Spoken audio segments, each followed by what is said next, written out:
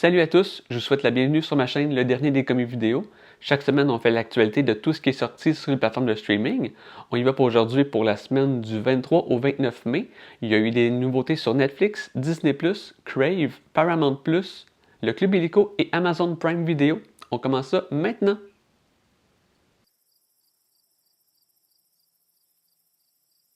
On commence ça cette semaine avec Netflix. Quelques sorties américaines. 10 Cloverfield Lane, qui est le deuxième de la trilogie de Cloverfield. Un petit huis clos avec John Goodman. Le film est excellent, je vous le conseille vivement. Je vous conseille aussi Cloverfield 1. La suite de Cloverfield 1 est direct a été annoncée. J'espère que ça va sortir prochainement. J'ai très hâte de voir ça. Disturbia, un petit suspense avec Shia LaBeouf. Un genre de remake de Rear Windows de Hitchcock. J'avais beaucoup aimé ce film-là quand j'étais jeune. Je ne sais pas si ça l'a bien vieilli. Ça fait très longtemps que j'ai vu ça. On a aussi Gran Turismo, le film sur le jeu vidéo qui avait aucune histoire. Fait que je sais pas à quoi ça ressemble un peu comme film. Mais si vous aimez les courses de char, c'est peut-être un bon divertissement. Aquaman in the Lost Kingdom, je pense que c'est le deuxième. J'ai jamais vu celui-là. J'avais écouté le premier, j'avais pas tant aimé. J'ai jamais écouté le deuxième. Mais il est disponible sur Netflix. On poursuit avec quelques films étrangers sur Netflix. 3 films qui viennent de l'Inde, 3 films d'action. Je pense qu'ils sortaient toutes cette semaine. On a Retro, Hit the Third Case et Sikandar. On a aussi un film A Widow's Game, un trailer qui vient de l'Espagne. The Earth Knows, un film de 2025, un film de romance qui vient de l'Argentine, et un film animé qui s'appelle The Lost in Starlight, qui vient de la Corée du Sud, qui a l'air très intéressant et très beau visuellement. On passe sur les films de Disney+, un film avec Bruce Willis, A Good Day to Die Hard, je pense que c'est le 5e Die Hard. J'avais vu ça au cinéma, c'était pas super bon. J'avais beaucoup d'attentes de ce film-là. C'est très mauvais. Je sais pas si je le réécouterais aujourd'hui, ça serait un petit peu mieux. Mais les critiques sont très mauvaises pour le film. Fait que j'imagine que c'est pas très bon, comme dans mes souvenirs. Ernest Scared Stupid, un film avec Ernest, bien sûr. Une comédie d'Halloween, si ça vous intéresse. D'habitude, les films d'Ernest, c'est très bon. Je me rappelle pas d'avoir vu celui-là. Mais je serais peut-être curieux de l'écouter. On tombe avec les films sur Crave, 2 petits films d'horreur très intéressants que je vous conseille vivement. 28 jours plus tard, le 3e sort à la fin du mois de juin. J'ai très hâte de voir ce film-là. Si vous voulez vous remettre à jour avec le premier, il est disponible sur Crave, un des meilleurs films de zombies jamais fait. Écoutez ce film-là pour aller voir le 3e prochainement. Ça risque d'être un événement au cinéma. Alien Romulus, le dernier Alien à ce jour, je pense que c'est sorti en 2023-2022, je suis plus trop sûr de la date. J'avais beaucoup aimé ce film-là. C'est pas le meilleur des Aliens. Il y a beaucoup de références aux anciens films que j'ai beaucoup aimé, du fanservice un peu, mais quand même assez bien fait. Je vous conseille un film d'action des Aliens, c'est moins horreur, c'est plus action.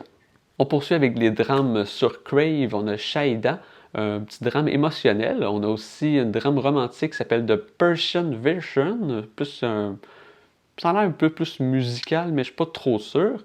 On a un documentaire qui s'appelle The Bones, c'est une découverte d'ossements de dinosaures. Je pense que c'est une coproduction canadienne, je crois. On a aussi 2 films plus familiales, comédie. Daddy Daycamp avec Cuba Gooding Jr. et un petit western familial, How the West Was Fun avec les jumelles Olsen. On passe sur Paramount+, Mistake, un trailer dramatique qui est sorti en 2024 qui se passe, je crois, dans le domaine de la santé, à voir la pochette. Fait que si vous êtes en manque de stats, c'est peut-être un petit film pour vous. Ava, Kill or Be Killed, un film d'action de 2020 avec John Malkovich et Colin Farrell. Et on a aussi Miami Vice qui était sorti en 2006. Je me souviens pas si c'était bon. Je pense que j'ai jamais vu le film. Je n'étais pas un grand fan de Miami Vice de toute façon. Sur le Club Illico cette semaine, pas beaucoup de choses. Gran Turismo, le film de course qui est sorti aussi sur Netflix. Mortal Kombat, le dernier qui est sorti, je pense, il y a 2 ans. J'étais un fan des films des années 90 et des jeux. J'ai pas encore écouté celui-là. Je vais peut-être l'écouter éventuellement. On a aussi, vu qu'il n'y avait pas beaucoup de choses, j'ai rajouté 2 petits documentaires québécois. Documentaire sur Jean Lapierre, homme de cœur et de parole. Jean Lapierre qui est décédé, je pense, l'année passée ou il y a 2 ans.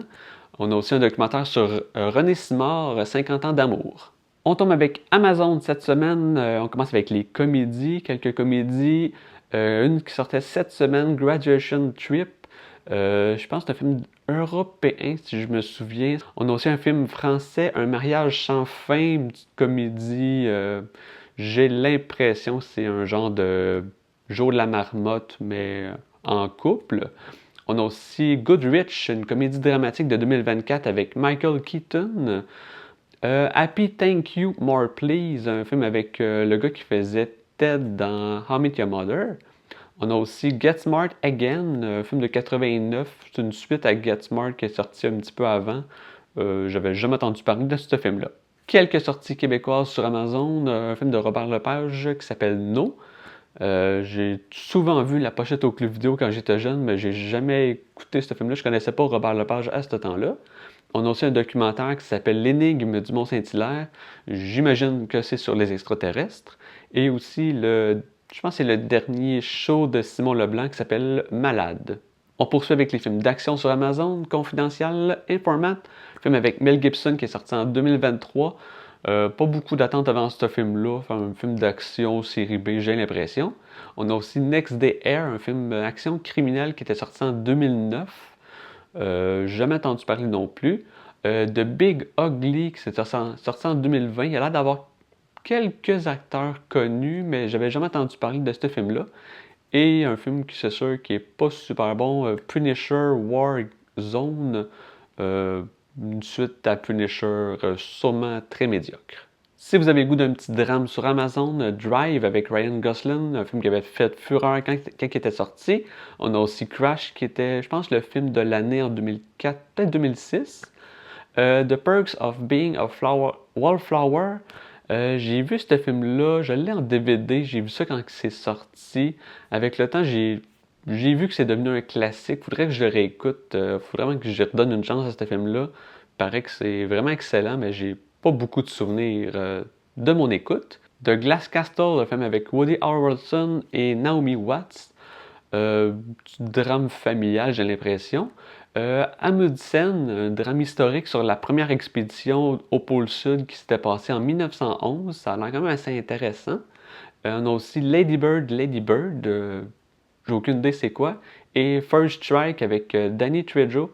Un drame avec lui, ça m'intéresse un peu. Je sais pas si ça va être bon, mais ça va faire changement de le voir dans des gros films d'action.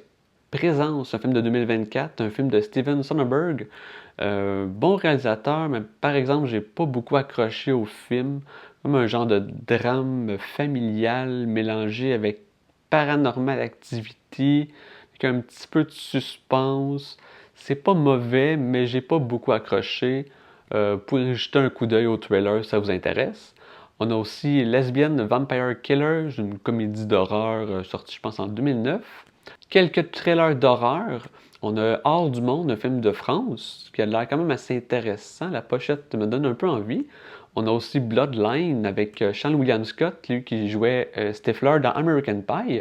On a aussi Either in the House, un trailer de 1989 qui n'a pas de l'air super bon. La pochette m'attire vraiment pas beaucoup.